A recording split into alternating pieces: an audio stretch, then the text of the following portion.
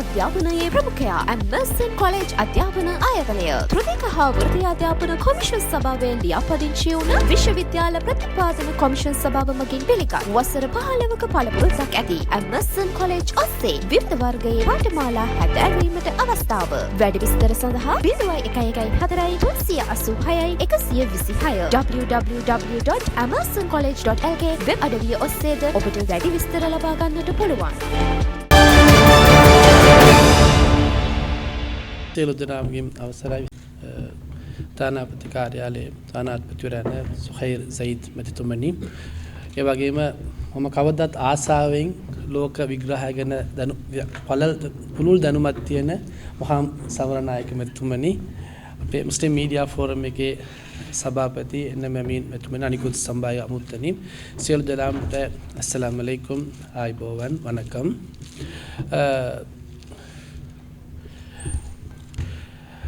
අපි පළවෙනිම දේ තමයි අපි පැහැදිලිවම තේරුම් ගන්න ඕනේ මේ ඓතිහාසික ප්‍රශ්නයක්, ආගමීය ප්‍රශ්නයක්, ඉතාමත්ම පුළුල් ජඹුරු ආගමික තියෙන ප්‍රශ්නයක් කියලා. සමහර අය කියනවා මේක ජාතීන් අතර, ඊශ්‍රායෙල් ජාතීන් ඒ වගේම පැලස්තීන ජාතීන් අතර තියෙන ප්‍රශ්නයක් කියලා තියෙනවා.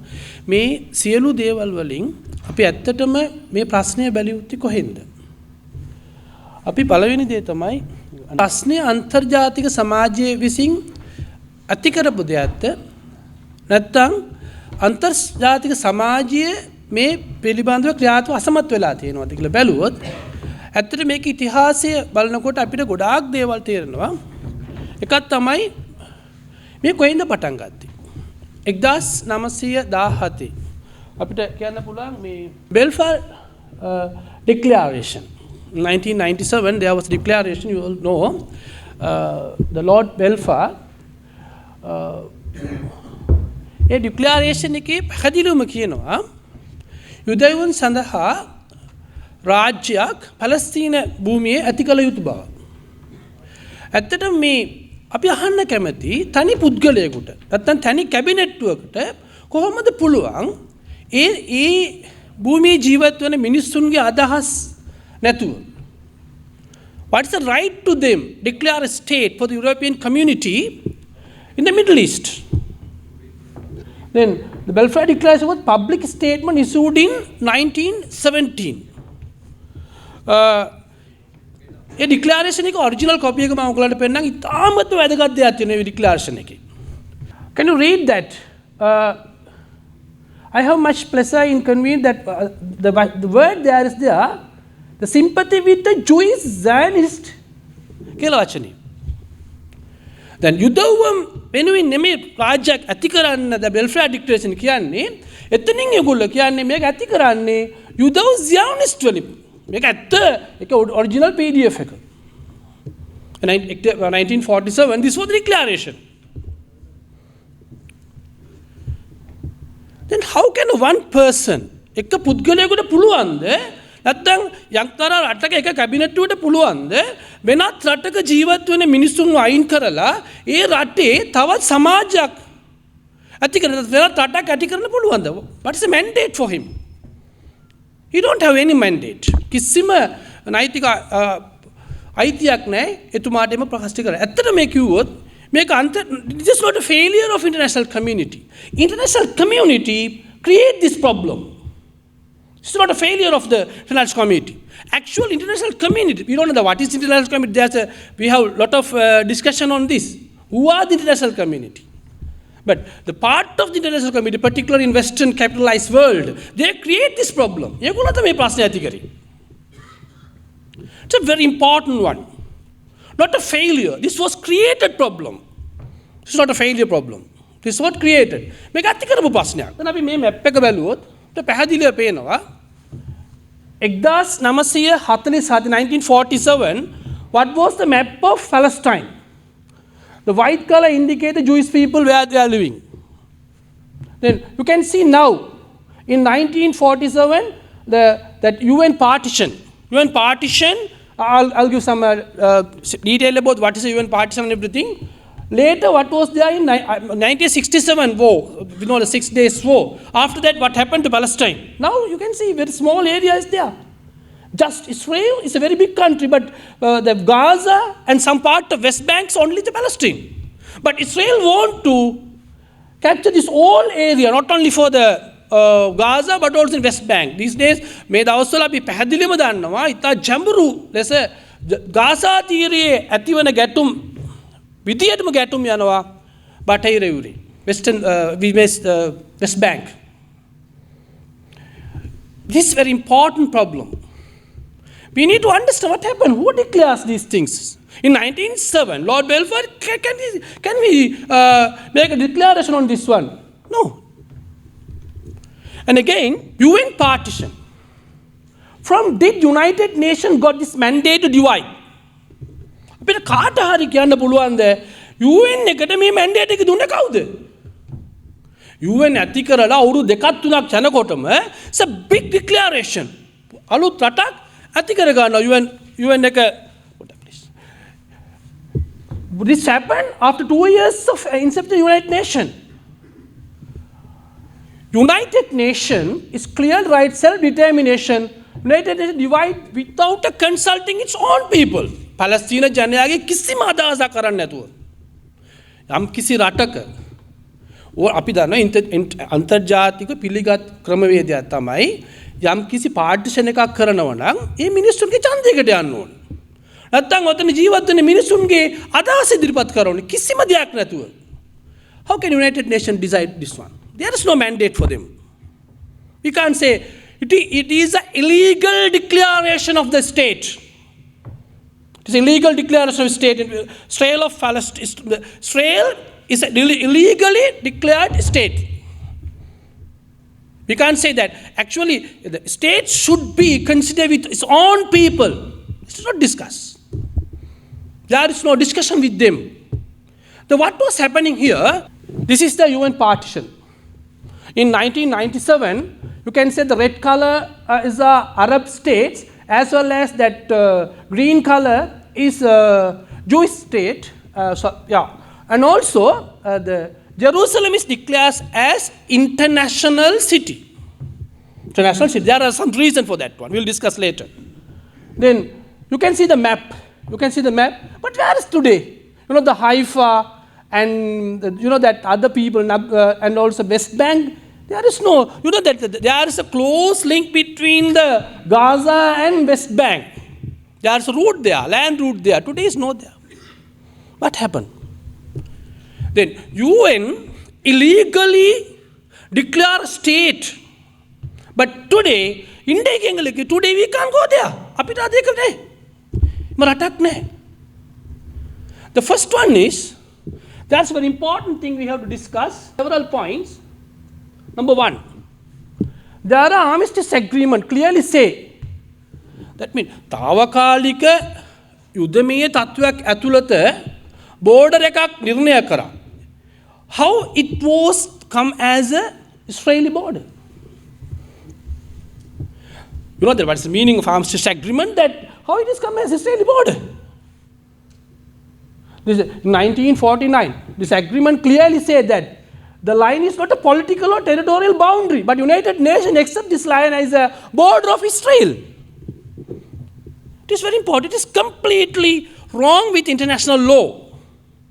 It is completely wrong with international law. Second thing, other parts of Palestine consider land of Israel from where United Nations got mandate convert armistice agreement line as a political border. But අපි මේක සාකච්ඡා කරන්නේ. තාවකාලික යුද්ධයට වෙලී අධිකරපු border එක කොහොමද අන්තර්ජාතික පිළිගත් border එකක් උනේ? And also difference between the Palestinian line occupied in 1947, 78% of Palestine line occupied in 1967, 22 point, I'm sorry. වෙලාවේ තියෙන සීමිතකම ද as also we have limited time. Here, the Oslo Accord. In 1993, a leader who is Palestinian, one of the best liberation fighter in the world, Yasser Arafat, he signed an agreement with Israel after long struggle from 1964, PLO. a leader of, from 1993, Yasser Arafat recognized Israel legal entity. And also, and Israel recognized Arafat as the leader of, and his organization PLO as only and one representative of Palestinian people. This is a main fact of Oslo Agreement. And also, Israel agreed to leave Gaza and some parts of West Bank to form Palestinian governments. Or through that agreement, we know that Israel agreed to leave from the Gaza. Israel agreed to leave from the Gaza. And also, some part of West Bank is Palestinian government, declares the Palestinian governance. And also, third one, Israel also agreed to provide safe passage from Palestinian between the West Bank and Gaza. It's a very important agreement. You know that. These are the main key points of the agreement. Why Yasser Arafat මැදවකට එකඟ වුණේ? එතුමා ඉතා දීර්ඝ ආයුධ සටනක් කරා. එතුමා ඉතා දීර්ඝ දේශපාලන සටනක් කරා.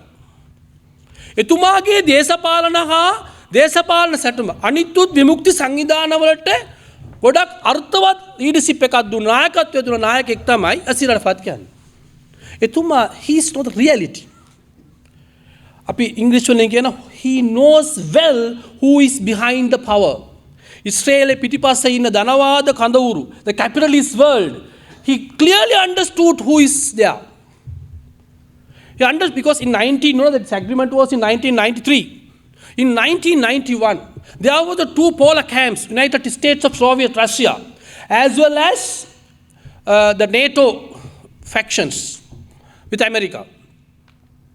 1991 සෝවියට් රුසිය සමූහාණ්ඩුව වැටුණට පස්සේ ලෝකයේ දේශපාලන බැල්ම, දේශපාලන ස්ථාවරත්වය it was lost. ඒක නැති වුණා. ඒ නැති වුණ හින්දා තමයි එතුමා යථාර්ථය තේරුම් ගත්තා මේ වෙනකොට අපේ සටන වෙනත් මාර්ගයකට යා යුතුයි කියලා. එම නිසා තමයි එතුමා ඇග්‍රීඩ් වුණේ. එතකොට මෙයා කැමැත්තෙන් ඇග්‍රී වෙච්ච කෙනෙක් නෙමෙයි. එතුමා මේ කැමැත්තෙම කරපු දෙයක් නෙමෙයි මෙන්න මේ පැලස්තීන් ඩික්ලරේෂන් එක. He's not like for that. But he understood the reality. We can't go out from there. That's why he agreed to the Oslo Agreement. But I don't know how he was died or killed. Some are said he is poisoned with Israeli intelligence forces. We don't know what about that. Some are says he was poisoned by Israeli intelligence. It's not a natural death. We have a long discussion on those days. ඒ දවස්වල අපි ජම්බුරට සාකච්ඡා කරේ එතුමා මරුණද නැත්නම් කාගෙන් හරි මරුවද? ඉස්රේල් බුද්ධාංශය විසින් මරුවද කියලා. Again,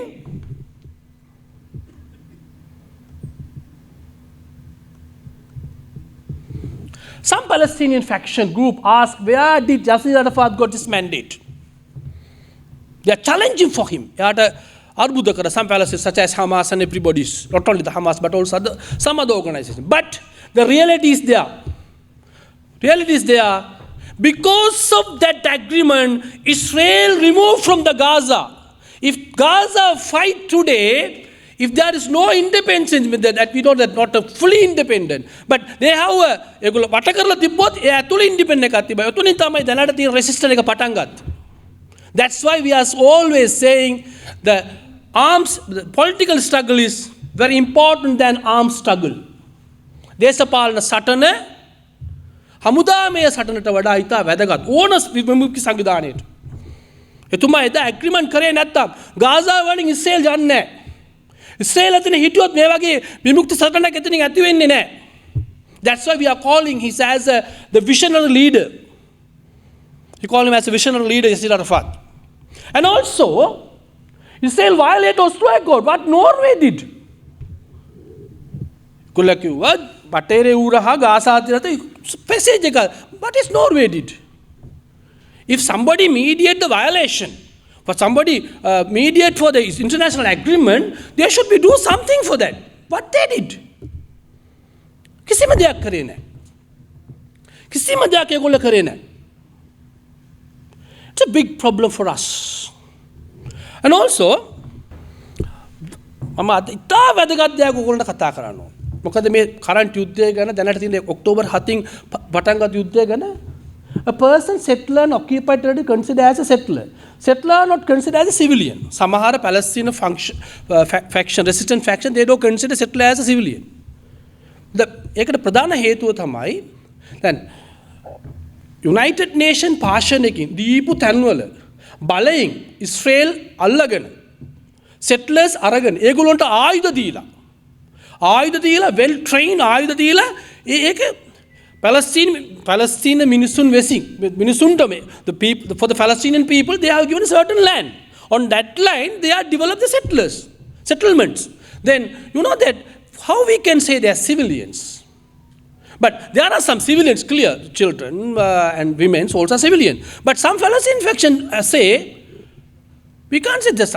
කිසි කෙනෙක් ද ලංකාවේ තැනක් අල්ලගෙන පිටු රටකට ඇවිල්ලා ලංකාවේ තැනක් අල්ලගෙන මේක අපිට චැලෙන්ජ් අපේ ආණ්ඩුවට හරි අපේ මිනිසුන්ට හරි චැලෙන්ජ් එකක් අපිට කියන්න බෑනේ මේගොල්ලන් මේ සිවිලියන් කියලා පිටු රටකට ඇවිල්ලා ඕක කරන්න බෑ. Then මේක ඒගොල්ල රටත් අල්ලගෙන ඔස්ලෝ ඇග්‍රීමන්ට් තුලින් දීපු තැනත් ඇතන settlers ඇති කරලා how Sama says how we can say settlers. It's very important because the current event is we are say that who is civilian, who is armed forces. There is a big discussion on this. State solution. What is two-state solution? Palestinian issues has a two potential solution. One solution is two-state solution with Palestine land occupied by Israel in 1948 is given to Israel and the remaining 20% of the Palestinians is given to the Palestine. So one solution. It's a UN United Nations partial solution. That's the first solution. The second one is the other solution, one-state solution. I don't talk about the one-state solution on Palestine. Some Palestinian faction agreed this one also. What is that? Which is Israel is considered legitimate and lawful of the entire Palestine, and all the European settlers and Palestinians are given equal citizenship, equal rights. Both these solutions are far from being neutral and very pro-Israeli. But make it what Israel agree ne. එහේ ජීවත් වන පැලස්තීන මිනිසුන්ට සියලුම අයිතිවාසිකම් දීලා ඉස්රේල් ජාතිකයන්ට පැලස්තීන එතකොට you know that the population portion එහෙම આવොත් 50 60 ඒ වගේ population එකක් එනවා පාර්ලිමේන්තුවේ වුණොත් 50 60 වගේ portion එකක් එනවා එහෙම આવොත් then one state solution for this one. But some Palestinian faction says one state solution for the Palestine. But Israel do not agree this one also. මේකටවත් කැමති නැහැ. අයියේ why this? So Israel reject these two solutions. What should be the international community do in the situation like this? Then, this is a very, so that it's a defeat solution, we can say. Paradicca solution. Make it what Kamatine. One state solution. Then what is their demand? They are not allowed to any Palestinian people in the land of Palestine. That's why they want to clear everything. They never come to an agreement. And also, you know the Dakunu Africa, Nelson Mandela, Ourdu Vitihataga, Sira, there's this very big struggle of Nelson Mandela. On South Africa, they have started BDS. You know that what is BDS? Boycott, divestment and sanction. The කවුරු හරි ඉස්රේලට sanction එකක් දාන්න කිව්වොත් ඉස්රේල් දේවල් boycott කරන්න කිව්වොත් he is a terrorist. But no one talk about when Nelson Mandela says everyone boycott Israel things. And also then අද අපි කවුරු හරි එම කියනවා නම් he is a terrorist. That ඒකත් විමුක්ති සටනක්. නෙල්සන් මැන්ඩේලා දකුණු අප්‍රිකාවේ කරපු නෙල්සන් මැන්ඩේලා. අපි එක දෙයක් කරමු. What is the policy of Western politician? When there is a problem for a white people, they will quickly act on. They don't care other people. There's a racism is there. පැහැදිලි there's a very clear racism is there. Right. Other day, when I was visited Al Jazeera Arabic in Palestine, there was a news. The Shifa hospital is under attack. Shifa hospital is under attack. දැන් ගාසාවල දැනට පාලනය කරන සංවිධානය පැහැදිලිම කිව්වා UN එකට please send a representative to the Gaza, check our hospitals. We don't have any military camps there. පැහැදිලිම කිව්වා දවස් 15කට කලින්ම කිව්වා when we says there is a military post in hospital, ඒ සංවිධාන officially කිව්වා please send a representative from UN, please check this. මේක පොඩ්ඩක් check කරලා බලන්න. WHO එකට කිව්වා. World Health Organization, because all the hospitals are under them. What they says, WHO say, we are extremely sorry, we can't help you. UN can't help you. Then why we need international community? Why need the UN? What happened to them? Then, other day, John Biden green light එකක් දෙනවා ඉස්රේල් හමුදාවට ශිෆා hospital වලට ගහන්න කියලා. මේ programme එක දැනට පටන් ගන්නකොටත් ඒගොල්ලෝ කියනවා ශිෆා හොස්පිටල් එකේ ඩිරෙක්ටර්ට ඉස්රේල් හමුදාපති කමාන්ඩර් ආවිලා හම්බ වෙන්න. දැන් මේ වෙනකොට ඉමර්ජන්සි යුනිට් එක සම්පූර්ණ විනාශ කරලා we can't share those pictures. It's an inhuman situation. Why බැරි වුණේ United Nation වලට මේ ඒ සංවිධානයේ කියන විදියට රෙප්‍රසෙන්ටේටිව් වල චෙක් කරලා ඒගොල්ලෝ කිව්වා පැහැදිලිවම කිව්වා අවිල්ල බලන්න මෙතන හොස්ටේජ් ඉන්නවද කියලා බලන්න එහෙම නැත්නම් මෙතන මිලිටරි කඳුරු තියෙනවද ඒගොල්ලෝ බැලුවේ නැහැ why ඒගොල්ලෝ ආවනේ why they neglect these things because the international community decision is completely biased.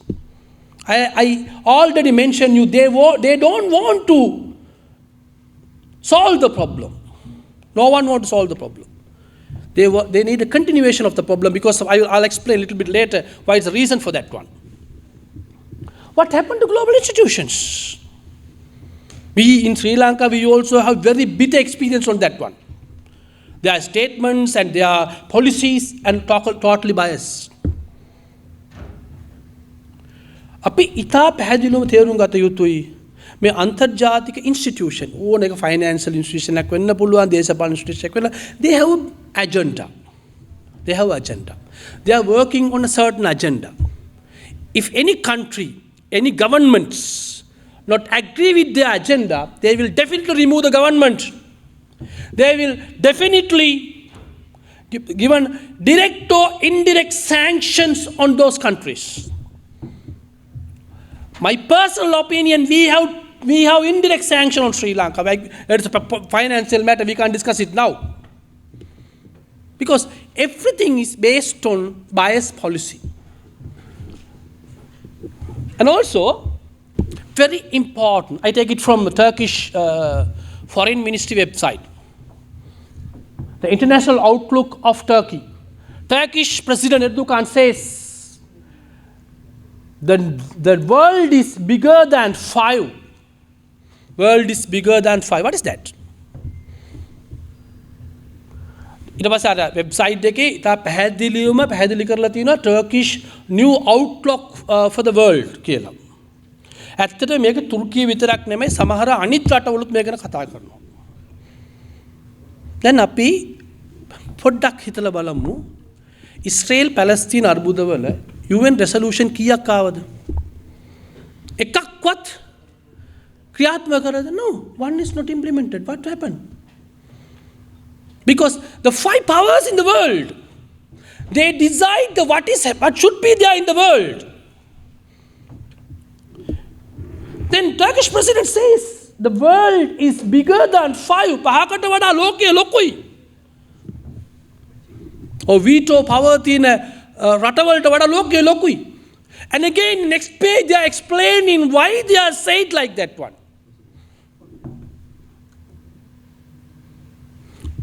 So very important. Since the conditions that exist after the Second World War have fundamentally changed.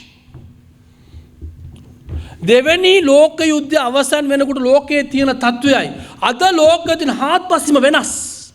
පොඩි උදාහරණයක් කියන්න. ඉන්දියාව 2030 වෙනකොට නැත්නම් 2040 වෙනකොට ලෝකයේ ඉතාමත්ම බලවත් ආර්ථිකයක් හැටියට ඉන්දියාව තියෙනවා. India have atomic power. Very large population in the world. Their economy is very powerful. They have invested in last budget $40 billion on artificial intelligence. They have a space program. Why India don't have veto power? My personal opinion, there must be a veto power for the India if there is, this system is exist. Indonesia, they have started Asia's large solar power installation there. In 2016, they became a zero carbon emission country in the world. Indonesia is one of the powerful economy. The big, in Brazil, like countries like that one. මේ රටවල දැන් ලෝකේ දැන් ආර්ථිකය චයිනාවල නැත්නම් France, Britain, ඇමරිකාවල විතර නෙමෙයි ලෝකේ වෙනස් වෙලා. හමුදාය මේ පැත්තෙන් වෙනස් වෙලා. ආර්ථික මේ පැත්තෙන් වෙනස් වෙලා. There are some political giants are there. Several atomic powers are there. North Korea and also India, Pakistan, there are a lot of atomic powers are there. The world has changed, but then we can't say, like Erdogan says, world is bigger than 5. There should be සාමාන්‍ය රටක අධ්‍යාපන ක්‍රමවේදයක් තියෙනවා. අවුරුදු 8කට සැරයක් ඔක වෙනස් වෙනවා. ලෝක වෙනස් වෙනකොට ක්‍රමවේදය වෙනස් කොට වෙනස් වෙනවා. Then UN මෙහෙම තියන්න බෑ. It should be changed. The world population on end of the world war, how much? Now what is the world population? The focal point politically and economically, how is the world population now? It should be changed. The historical land of Palestine people.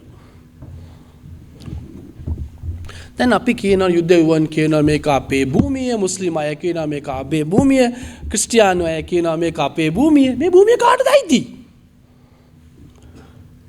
ඇත්තටම පැලස්තීන අවුරුදු 6000කට කලින් ජීවත් වුණු සමාජය තමයි කන්ආන් කියන සමාජය. දැන් අපි කියමු දැන් යුදව කොහොමද දාවේ? අපි හැමෝම දන්නවා සුද්ධ වූ කුර්ආනයේ සුද්ධ වූ බයිබලයේ ඉතා පැහැදිලිව කියනවා මොසස්ගේ නැත්නම් මූසා අලයිහිස්ලාම් in Tamil we call it as එයාගේ I call this as a freedom fight. If you go to Surah Taha, it's a freedom fight. නිදහස් අරගලයක්. ඒ නිදහස් අරගලයේ පස්සේ දෙවියන් විසින් අණ කරනවා ෆෙරෝගේ ඉතාමත්ම දරුණු පාලයෙන් බිදී පැලස්තීන් වලට මෝසස් දායගේ කමියුනිටි වලට යන්නේ කියලා. නමුත් ඒගොල්ලන්ට යන්න හම්බ වෙන්නේ නැහැ. ඒක හේතු ගොඩක් තියෙනවා. We know that what it says in Bible, what it says in Quran. We know very well what is the reason. We don't have sufficient time to discuss those things. But Dawood, you know that David or Dawood නබිතුමාගේ කාලයේදී එතුමා state එකක් හැදුවා මේ භූමියේ. එයාගේ පුතු තමයි සුලයිමාන් අලයිහිස්සලාම්. එයා හැදුවා. දැන් ආදම් නබිතුමාගෙන් පස්සේ අපි විශ්වාස කරනවා මස්ජිදුල් අක්සාව පුනරුත්ථාපනය කරේ සොලොමන් නබිතුමා කියලා. ඇත්තටම පැහැදිලිවම කිව්වොත් මේ කාටද අයිති? ඇත්තම පැලස්තීනයේ අයිති වෙන්නේ මේ කන්ආන් යන ජන කොටසට. කන්ආන් යන ජන කොටසට.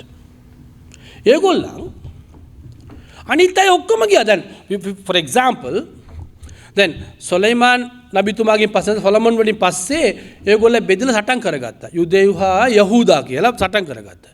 ඊට පස්සේ දැන් බැබිලෝනියන් ඇවිල්ලා සටන් කරලා භූමිය අල්ලගෙන මේ සියලුම යුදව්වන් ගෙනිච්ච බැබිලෝනියන් වලට. බැබිලෝනිය වලට පස්සේ තමයි ඒගොල්ලෝ වෙනත් එකක් ලිව්වේ. ඔරිජිනල් තෝරා වලට නැතුව වෙනත් ඒගොල්ලන්ට අවශ්‍ය තල්මුද් කියලා මේකත් ලියාගත්තේ. තමන්ට ඕන විදියට, තමන්ට ආශා විදියට, තමන්ගේ හිතේ තියෙන දේවල් ඔක්කොම වව් කරලා ඒගොල්ලෝ හදාගත්තා. හැබැයි මේ ජනයා කවදාක්වත් පැලස්තීන වලින් ගියේ නැහැ. උමර් රලියල්ලාහු අන්හු උමර් පාලනයේ කාලයේදී after the 6 month of war මාස 6ක යුද්ධයෙන් පස්සේ උමර් රලියල්ලාහු අන්හු තුමා මේක අල්ලගත්තා පැලස්තීනයේ. එතන තිබ්බ සියලුම කන්ආන් 90%ක්ම ඉස්ලාම් ධර්මය වැළඳගත්තා. කවදාක්වත් අරේබියේ මිනිස්සු ගිහිල්ලා එතන සෙටල් වුණේ නැහැ. එතන තිබුණු මිනිස්සු ඔක්කොම ඉස්ලාම් ධර්මය වැළඳගත්තා. ඒක ලොකු ඉතිහාසයක්. දැන් ඕක ගැන කතා කරන්න අපිට වෙලාවක් නැහැ. මං කියන්නේ මේ පැලස්තීනයට අයිති විය යුත්තේ ලීගලි මේ කන්ආන් යන ජන කොටසට. ඒගොල්ලන් තමයි අනිත් අය. දැන් යුදව වෙන්න පුළුවන්, ක්‍රිස්තියානි අය පුළුවන්. ඒ ජන කොටස වෙලත් ඉන්නවා මේ කන්ආන් යන ජන කොටස ඇති අයිතිය තියෙන මිනිස්සු ඉන්නවා.